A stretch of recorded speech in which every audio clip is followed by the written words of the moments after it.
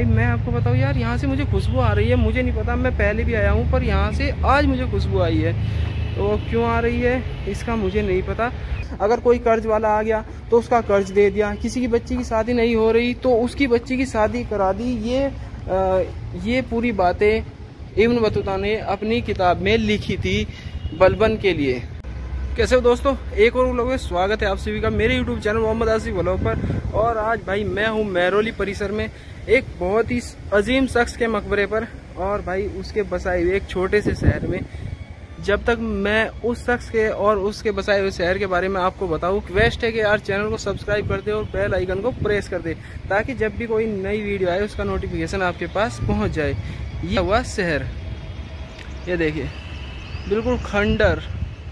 बस अब कहीं एक रूम भी नहीं बचा, मतलब सही सलामत हो कोई रूम। और ये देखिए आप किस कदर घास फूस खड़ी है और बेइंतहा खराब पड़ा है बिल्कुल पूरा का पूरा एरिया।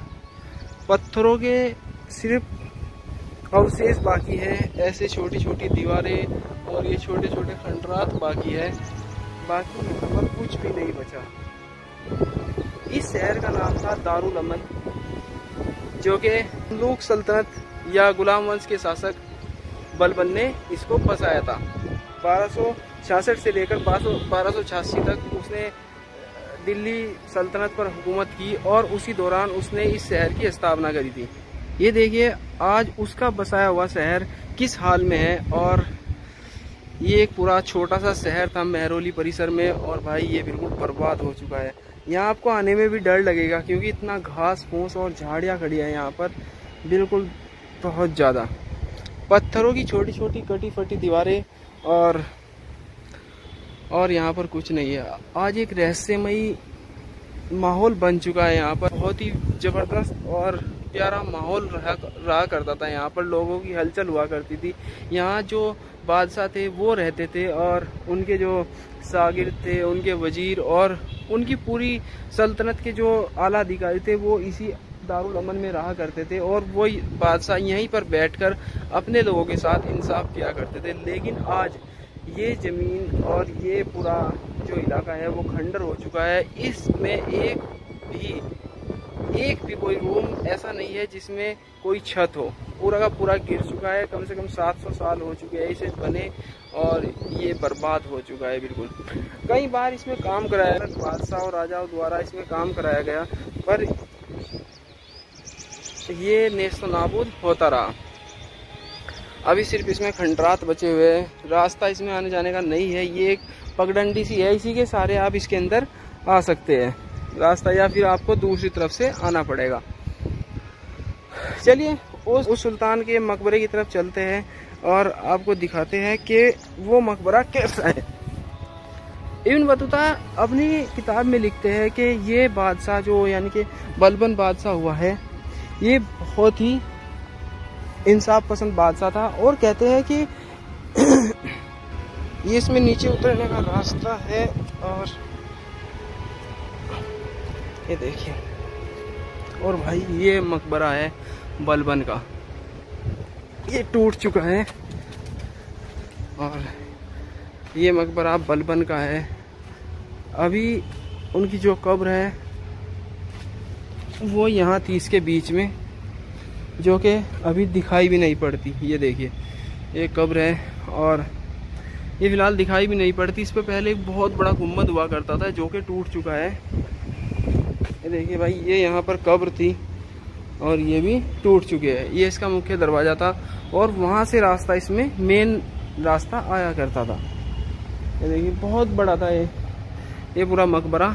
और ये देखिए यहाँ पर काफ़ी खूबसूरत था ये। अब तो बिल्कुल टूट चुका है, और जो इस पर प्लास्टर हुआ था वो भी खिसक चुका है। ये देखिए, ये सिर्फ 2 या 3 दीवारें इधर की थोड़ी फिनिशिंग की बची हुई है, बाकी सब खराब हो चुकी है। देखिए छत से सीधा आसमान दिखता है। अब ये उनकी कब्र थी। अच्छा, ये इस शख्स की बादशाह बनने की कहानी बहुत ही ज़्यादा दिलचस्प थी, और वो ये थी कि ये कोई शाही परिवार में नहीं जन्मे। ये गुलाम थे जिन्हें बादशाह इल्तुतमिश यानी कि अल्तमश बादशाह अपने साथ गुलाम बनाकर लेकर आए थे बाहर विदेश से। लेकिन जब इन्हें यहाँ पर नौकरी पर रखा गया, इन्हें कई पदों पर रखा गया, इन्होंने वहाँ पर तरक्की की और अपने काम को बखूबी अंजाम दिया, तो बादशाह अल्तमश और उनकी लड़की के बाद यानी कि रजिया सुल्तान के बाद बलबंद बादशाह बना, यानी कि रजिया सुल्तान के बाद बलबंद बादशाह बना और इन्होंने ही फिर गुलाम वंश की सल्तनत को संभाला, बागडोर को संभाला। और ये इतने अमन पसंद थे, इब्न बतूता इनके बारे में लिखते हैं कि ये इतने अमन पसंद थे कि अगर कोई व्यक्ति किसी को मार दिया करता था और वो बादशाह के पास आता था तो बादशाह उन्हें उस व्यक्ति को सजा ना दिलवाकर उन्हें पैसा देकर उससे माफ़ी मंगवा दिया करता था। यानी कि अगर कोई कर्ज वाला आ गया तो उसका कर्ज दे दिया, किसी की बच्ची की शादी नहीं हो रही तो उसकी बच्ची की शादी करा दी। ये पूरी बातें इब्न बतूता ने अपनी किताब में लिखी थी बलबन के लिए, कि बलबन बहुत इंसाफ पसंद बादशाह था कि रूहे जमी पर उस वक्त इनके जैसा पसंद बादशाह कोई नहीं था। और भाई आज वही बादशाह है, उनका कोई मकबरा भी नहीं है। ये बहुत आलीशान मकबरा था। उस वक्त जब यह मकबरा टूट गया, इसमें कुछ कमियां रही, तो उसके बाद सल्तनत आई थी क्या नाम तुगलकों की, तो फिरोज शाह तुगलक ने इस पूरे मकबरे का जीर्णोद्धार कराया और इसमें चंदन के दरवाजे लगवाए गए थे। इस पूरे मकबरे में चंदन के दरवाजे लगवाए थे और फिर वक्त के साथ वो भी टूट गए।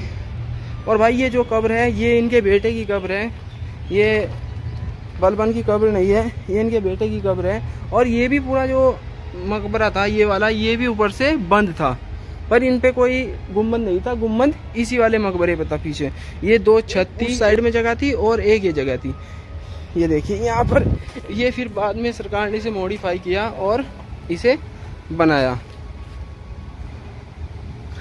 और भाई ये बहुत ही प्यारी जगह थी, कभी बादशाहों की आवागमन और बादशाहों की जगह हुआ करती थी। आज ये टूट चुकी है और बर्बाद हो चुकी है, पूरा का पूरा नेस्त नाबूद हो चुका है। ये देख लीजिए आप एक बार और कब्र को। यही थी कहानी, और यही थी कहानी यहाँ से इनकी बलबन के मकबरे की। और भाई मैं आपको बताऊँ यार, यहाँ से मुझे खुशबू आ रही है, मुझे नहीं पता, मैं पहले भी आया हूँ पर यहाँ से आज मुझे खुशबू आई है। तो क्यों आ रही है इसका मुझे नहीं पता। अगर वीडियो अच्छी लगे तो वीडियो को लाइक शेयर और चैनल को जरूर सब्सक्राइब करें। तो मिलते हैं किसी अन्य व्लॉग में, तब तक के लिए दीजिए इजाज़त। जय हिंद जय भारत।